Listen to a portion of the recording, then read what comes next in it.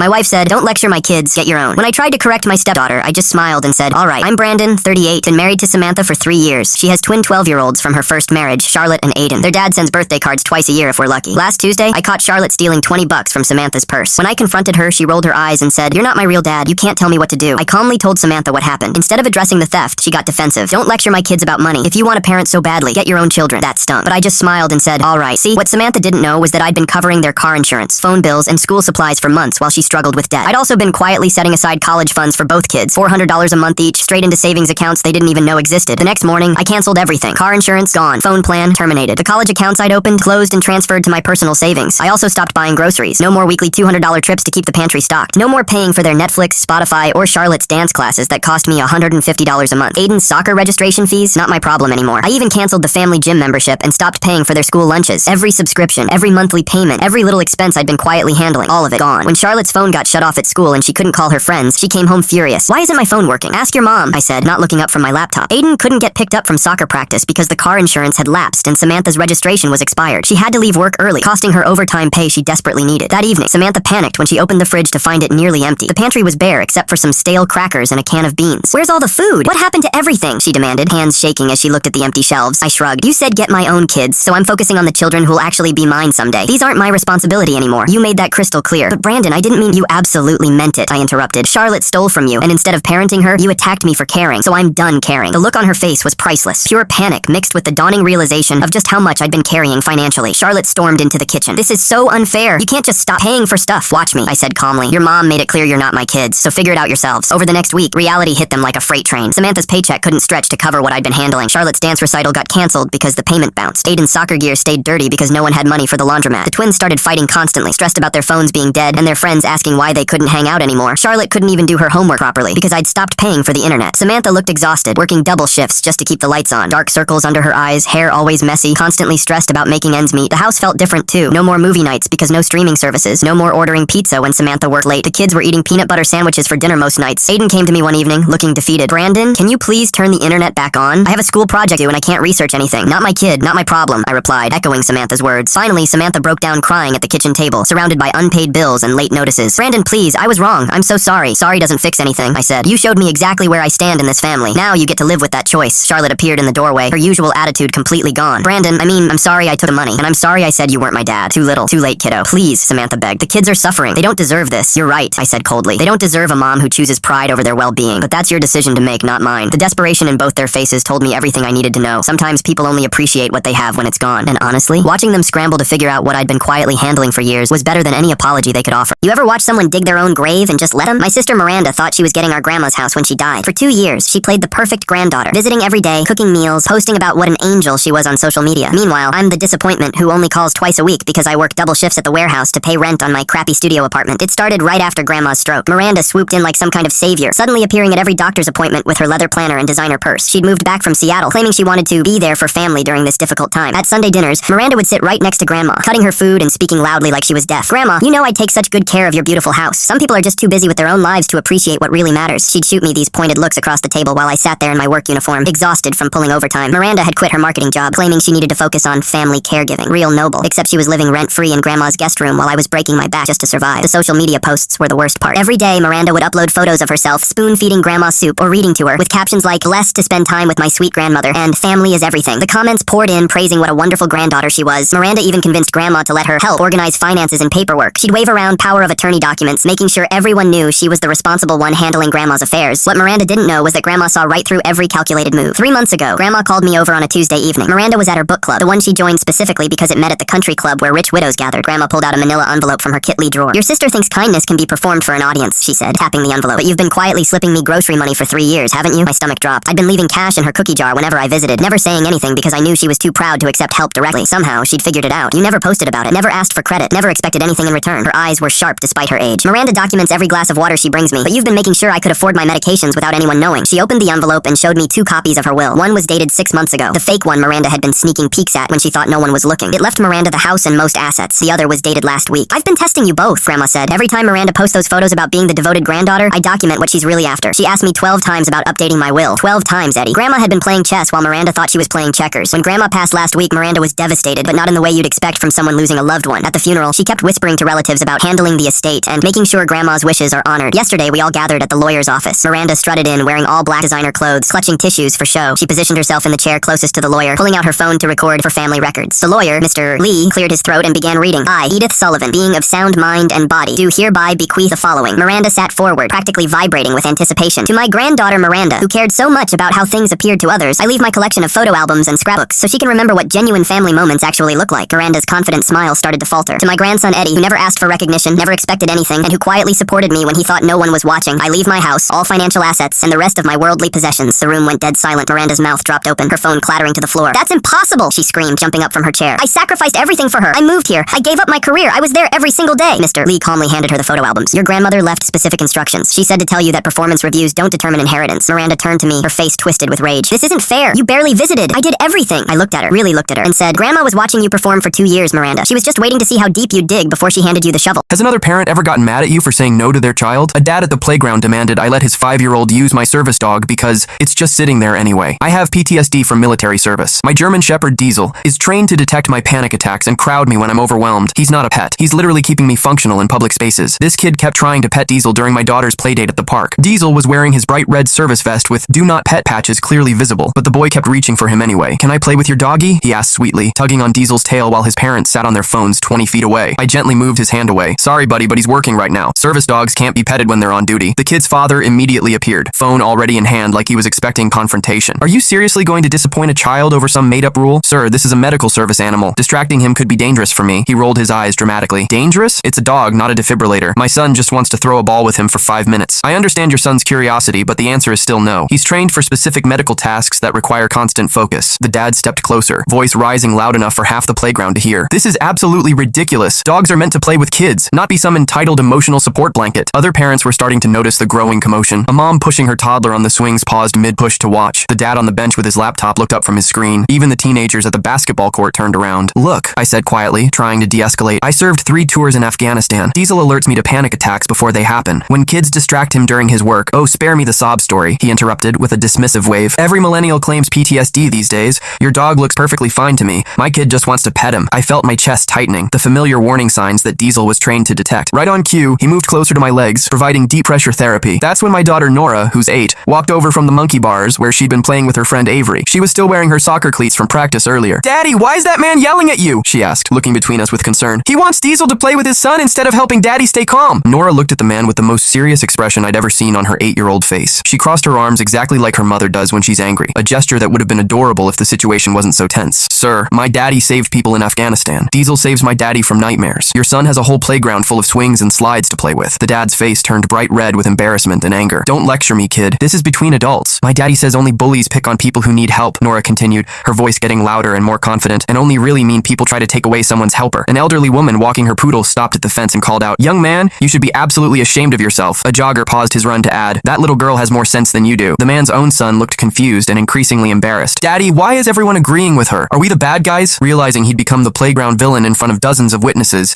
the dad grabbed his son's hand roughly. This is ridiculous. We're leaving right now. As they walked quickly toward the parking lot, I heard him on the phone with his wife. No, we can't stay here. Some veteran got the whole park turned against me over his stupid dog. Nora looked up at me with those big brown eyes that always melt my heart. Did I do good, Daddy? I knelt down and hugged her tight, feeling Diesel settle beside us both. You did perfect, sweetheart. Diesel thinks so too. Diesel's tail was wagging as he nuzzled Nora's face, his way of saying thank you to his favorite little human protector. Best wingman I've ever had. I wasn't invited to be in my twin brother's wedding party. My twin brother Felix got engaged 6 months ago to his girlfriend Julia of 3 years. We've always been incredibly close. Not identical twins, but people constantly mix us up. We did everything together growing up, went to different colleges, but talked daily, and I was genuinely excited when he found someone who made him happy. When he told me about the engagement over dinner at our favorite restaurant, I congratulated him and jokingly asked when I should start planning his bachelor party as his obvious choice for best man. He just laughed it off and said, We'll see how things go. A month later, I brought up wedding party plans more seriously during one of our weekly coffee meetups. He seemed uncomfortable and said they were keeping it really small and would let me know once they figured everything out. I didn't push it because I know wedding planning can be incredibly stressful and overwhelming. 3 weeks ago, I was scrolling Instagram during my lunch break and saw photos from what clearly looked like his bachelor party. Felix and about 8 guys I didn't recognize at some trendy brewery downtown. I wasn't in any photos and definitely hadn't been invited. When I called him that evening to ask about it, he seemed flustered and said it was just a few guys from work and super last-minute planning. He promised we'd hang out soon to celebrate properly. That soon never happened. Yesterday, I was mindlessly scrolling social media during my afternoon break when I saw professional wedding photos. Beautiful shots of Felix in a sharp black tux and Julia in an elegant white dress, surrounded by smiling family members and friends. The wedding had happened last weekend, 3 days ago. I had absolutely no idea. I wasn't just excluded from the wedding party. I wasn't even invited to the actual wedding. I found out my twin brother got married through Instagram posts from our cousins who were there, beaming in group family photos. My hands were literally shaking as I immediately called Felix. He answered on the fourth ring, sounding exactly like someone who'd been dreading this conversation. "Why didn't you tell me about your wedding?" I asked, trying to keep my voice steady. Long pause. I could hear muffled voices in the background. "Look, we decided to keep it really intimate. Just immediate family members." "I am immediate family. I'm literally your twin brother. You know what I mean. Parents, grandparents, her family. We didn't want any complications." "What complications? What did I ever do wrong?" Another pause. "Julia thinks you're way too involved in my life. She says you text me constantly and it makes her really uncomfortable. She wanted our wedding day to be about us starting fresh together, not about our past." I was completely stunned. "Too involved? We text maybe 3 times a week." She showed me screenshots. "You sent 47 messages just last month alone. That includes memes and funny videos. That's completely normal sibling communication." She doesn't see it that way at all. She thinks it's weird and unhealthy how close we still are as grown men. She said I had to choose between keeping peace with my new wife or dealing with your hurt feelings. The words hit like a physical punch. "And you chose her." "I chose my marriage." Julia said if you were there, she'd spend the entire day anxious and worried about how you'd judge every little detail or try to steal attention somehow. She worked incredibly hard planning this perfect wedding and deserved to actually enjoy her special day. I hung up immediately and called our mom, who answered with the most awkward, "Oh honey," before I even spoke a word. "You knew about this," I said flatly. "Felix specifically asked us not to tell you." "I'm so sorry, sweetheart. I really wanted to, but he said it would just cause more family problems." "What problems exactly?" "She told Felix you make snide comments about their relationship. Something about you calling her high maintenance at Christmas dinner." I vaguely remembered making one tiny offhand comment to mom about Julia being a bit demanding when she made Felix leave our family dinner early. That's seriously why I wasn't invited to my own brother's wedding? The whole thing is absolutely insane. Our entire family was there. My sister was even the maid of honor, and our cousin Brad was somehow a groomsman even though we barely speak to him anymore. But somehow I was the singular problem that needed to be eliminated. This feels like I just lost my twin brother to someone who wanted to erase me entirely from his life forever. What ignorant thing did a retail employee say that made you walk out of the store without buying a single item? My 19-year-old daughter was working construction and needed a truck. We went to a Ford dealership,